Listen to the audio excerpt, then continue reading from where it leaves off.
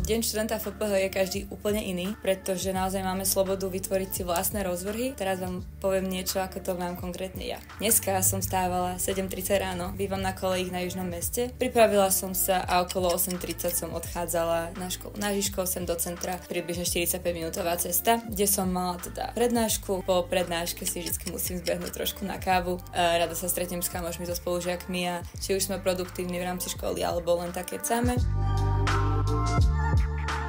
Ako študenti máme na kampuse rôzne priestory, kde môžeme stráviť chvíľu voľného času alebo sa stretnúť s kamarátmi. Teraz napríklad sedíme v zasadačke, ktorú máme zadarmo možnosť si rezervovať.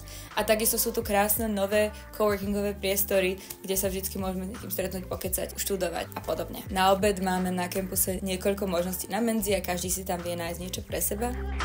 Záleží, ako sa to človek nastaví. Niektoré dni sú také, že prechádzam zo Žižkova na Južné mesto, ako napríklad dnes, kde mám ďalej neskôr po obede školu, po škole len za 5 minút peši som na koleji. VŠE a FPH ako také nám dávajú obrovské množstvo zapojiť sa do rôznych študentských spolkov. Ja som tiež súčasťou a v rámci z týchto spolkov máme častokrát rôzne meetingy alebo akcie, ktoré sa teda väčšinou dejú večer v nejakých hospodách, prípadne aj sofistikovane v zasadačkách.